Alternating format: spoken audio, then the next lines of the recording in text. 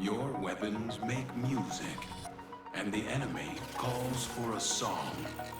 Over the edge, feel like I'm floating through the air. The pain I felt is paid for, all is said and done. Oh, I am restricted, fixed upon the web. I need to kick the habit that my mind is breathing in. Break out, I've got to see. Spent all my life holding all of it closely. I played it innocent, a feel of discontent. I'm finally facing it all, fearless.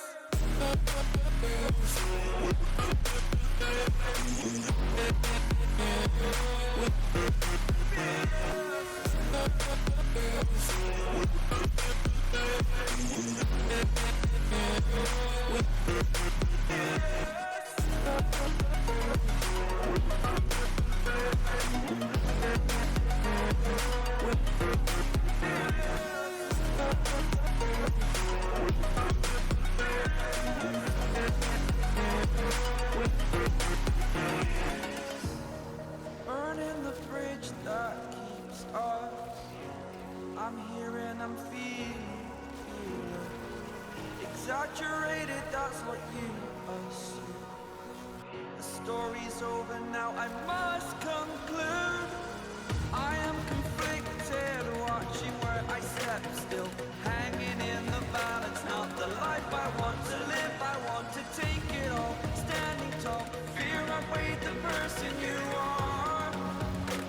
Oh, break out, I've got to see. Spent all my life holding all of it closely.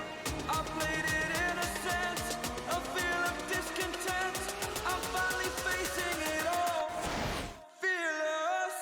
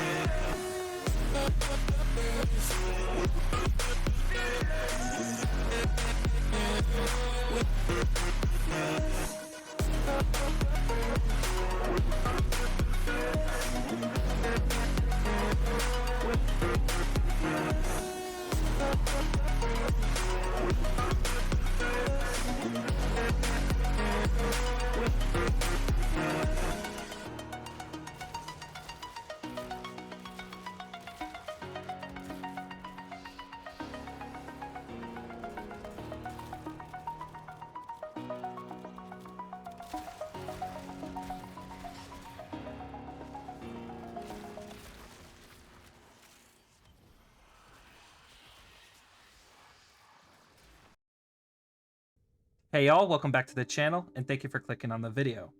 I hope you enjoyed that intro. I had a lot of fun making it, and if you did, be sure to leave this video a like and click subscribe. We're going to go over Blast today. Blast was one of the elements that got a rework with the latest Jade Shadows update, and it went from basically 0 to hero, and is probably the top 2, if not the best status in the game currently, based off how it now functions and how you can abuse it. Firstly, how does Blast work now? Well, if we go over here, it reads, Blast deals 30% of its base damage after 1.5 seconds as an explosion. At 10 stacks or on death, that's important, or on death, stacks deal their damage simultaneously to enemies within 5 meters while staggering them. Now, the percentile, the timer, and the range is not moddable. So that is a flat, static value, basically. How you can abuse it is by using grouping skills and abilities, forcing literal magnitudes of blast detonations to affect an escalating amount of times, essentially. Now, there is one person who I did showcase this extremely well, and I want to give him a shout out because honestly, it was one of you guys who commented on my Simulor video showcasing what he decided to do is show it off with Zephyr and her tornadoes. And I'm going to leave a link to his video down below because I want to shout him out too, because I thought his explanation was really, really good. Now, while Casey went with Zephyr, I instead decided to go with Mag to showcase how you can abuse it. Mag has her own pole ability, which also does magnetic, which was another element that got reworked. In fact, her polarize does magnetic as well. And the interesting thing too is magnetize, which is really important for grouping, and blast also does blast explosions. Mag is the grouping Warframe in the game, and that's the name of the game when it comes to blast. We went ahead and took off her 4 and replaced it with Nourish, as we do not currently have Viral equipped on our Phantasma. We also have Viral equipped with Dierga, and Dierga I think is probably the best companion to utilize this build, but we're going to go over it shortly after we talk about Mag and her build and the Phantasma build. So let's go over it. I want to start by saying no, this build is not 9 Forma. Mag Prime, or at least the one I have, I've been using for a very long time, and the builds have changed over the years, and I don't plan on farming a new one, and whatever. So it's 9 Forma here, but really I think it's more like a 4 Forma build, and we don't have any Umbral mods here either. You really don't need it, because the only skill that we really want to utilize strength is Nourish. And thanks to the update previous to this one, we have Precision Intensify now. So we're going to give a big bump to Nourish because we did replace her 4, because we want to have Viral, and we want that Viral damage to have a damage increase of 85%, which is really, really good. Other things to note, enemy radar. If you plan on playing solo, it's important to know where the enemies are so you know where to point your pole ability. We have Rolling Guard for status immunity and just general immunity and invulnerability. Prime Redirection. Mag is really good at refreshing her shields, and she has quite a bit even without the mod, but we're going to place it in there as well as another layer of shield gate because it extends the timer. That was another thing that changed a while back. Prime Sure-Footed, obviously. If you don't have this, you can use Handspring or the base version. It's not going to give you 100%, but you can go with either of those. Arcane Tempo. This one is kind of an unusual pick. We are using the Phantasma. It doesn't crit often, but you're shooting so much that you're going to see those crits happen regardless. And giving yourself fire rate is really, really important with a beam weapon that's also got a whole load of multi-shot. So be sure to use Arcane Tempo. Molt Augmented is just, again, going to give us a base increase to magnetize as well, because you can increase the damage explosion multiplier, but again, we only have Precision Intensify, so we're getting the remaining strength from here. We do have Adaptation as just general damage resistance, a little bit of duration, some more range. Now you're probably wondering, why do we have Archon Stretch? Archon Stretch is actually able to be procced by your companion. So if your companion has moddable Electric, it can proc Arcane Stretch, or Archon Stretch, which is really important for general energy regeneration. And we have Prime Flow because this is a ability spammy build, so get used to doing that with Mag. Now that we've gone over Mag, let's go over the Phantasma. Phantasma is just a personal choice of mine. You can really use whatever weapon you want. I truly think that Phantasma is probably one of the better weapons to use with Blast right now, just because of its extreme DPS with its unholy multi-shot and fire rate and reload speed if you build it right. So we are using Blaze instead of Scattering Inferno and Chilling Reload instead of Frigid Blast, because the weapon already has a lot of multi-shot, which means it already has a lot of status to begin with. So you don't need to reach 100% because your multi-shot is so high. You're going to hit those statuses. So we're going to have a little bit of damage here with combined of Galvanized Savvy, right? Because of its secondary factor, and of course its status chance. Chilling Reload gives us our cold, which makes Blast, and now we also have additional reload speed. Shell Shock, we are using this so we have that status and electricity, which is going to make corrosive here. Now that we have Contagious Spread and Incinerary Coat, we want to make sure that our Blast is the highest status that is being procced, because we don't want it to get overrun by Radiation, and we don't want it to be overrun by Corrosive. We want it to be the highest status, so it's the most likely one to be procced first, and the most to be procced in general. We are utilizing Shotgun Vendetta. This came out with Duviri. It's important to use this because of the reload speed and the insane amount of multi-shot it gives.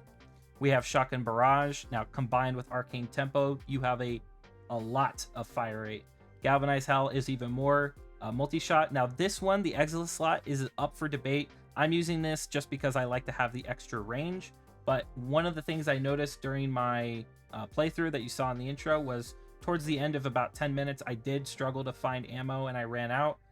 So you may want to put in Vigilante Supplies. And, you know, if you use this, then you might get the secondary factor to proc, which will help Arcane Tempo, I guess, technically proc as well. But this is the build for the Phantasma. Let's go over the companion. Now, the Durga is a fan favorite. He's actually really grown in popularity recently, thanks to the bond mods that were active with the Duviri update, I believe, and the second latter part of the Duviri update, the part 2. Manifold Bond is really the most important one here. Whenever you apply a status, you're going to cause your companion's special ability to proc over and over by shortening the cooldown by 3 seconds. So this one is, I'm not sure what the internal timer is on this, but if you saw the gameplay, it was going off basically every second. So it's extremely strong.